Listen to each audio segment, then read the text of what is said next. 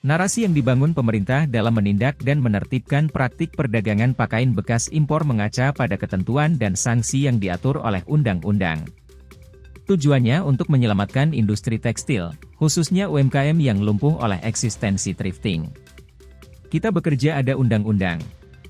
Begitu juga perdagangan, ekspor, impor diatur undang-undang, ucap Menteri Perdagangan Zulkifli Hasan di hadapan para pedagang pakaian bekas impor di Blok 3 Pasar Senin, Jakarta Pusat. Ucapan Zulkifli Hasan benar adanya. Seluruh kehidupan berbangsa dan bernegara memang sejatinya diatur oleh ketentuan regulasi dan perundangan. Tapi narasi tersebut juga terdengar seperti banyolan Sri Mulat yang mengocok tawa penonton. Masyarakat dipaksa tertawa karena mereka bertanya-tanya mengapa harus sekarang. Mengapa tidak sejak dari dulu? Bukankah Presiden Jokowi sudah memimpin pemerintahan selama 2 periode? Bukankah praktik thrifting yang disebut ilegal, berlangsung di depan mata para penyelenggara selama ini?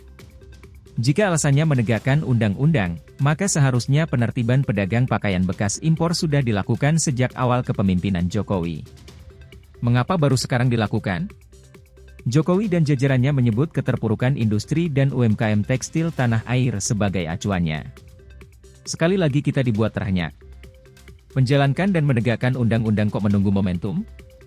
Terkesan masyarakat sengaja digiring ke sebuah perangkap yang sewaktu-waktu bisa dimanfaatkan untuk kepentingan tertentu. Kali ini alasannya kepentingan industri tekstil dalam negeri. Tak salah jika kemudian pemerintah dipandang memanfaatkan masyarakat kecil sebagai alat kekuasaan. Padahal UU sejatinya dibuat berlaku umum dan untuk kepentingan umum, bukan kepentingan parsial atau kelompok masyarakat tertentu saja, dalam hal ini industri tekstil dalam negeri. Undang-Undang Dasar 1945 merupakan landasan konstitusional bangsa Indonesia. Selain sebagai landasan konstitusional, Undang-Undang Dasar 1945 juga merupakan sumber hukum tertinggi di Indonesia.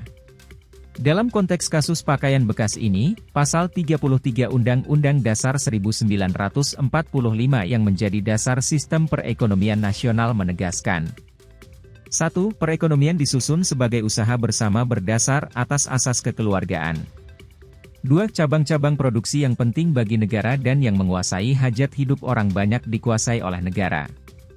3. Bumi dan air dan kekayaan alam yang terkandung di dalamnya dikuasai oleh negara dan dipergunakan untuk sebesar-besar kemakmuran rakyat. 4. Perekonomian nasional diselenggarakan berdasar atas demokrasi ekonomi dengan prinsip kebersamaan, efisiensi berkeadilan, berkelanjutan, berwawasan lingkungan, kemandirian, serta dengan menjaga keseimbangan kemajuan dan kesatuan ekonomi nasional. Di samping itu, pasal kelima Sila Pancasila juga menegaskan keadilan sosial bagi seluruh rakyat Indonesia.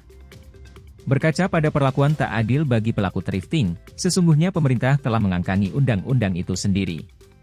Pasalnya hingga saat ini belum ada solusi konkret bagi para pelaku, selain dampak dari penindakan yang diputuskan pemerintah. Pelaku thrifting hanya bisa pasrah. Tidak ada rasa keadilan, tidak ada prinsip kebersamaan dan asas kekeluargaan yang mereka rasakan. UU 1945 dan Pancasila hanya sebatas teks bagi penyelenggara negara.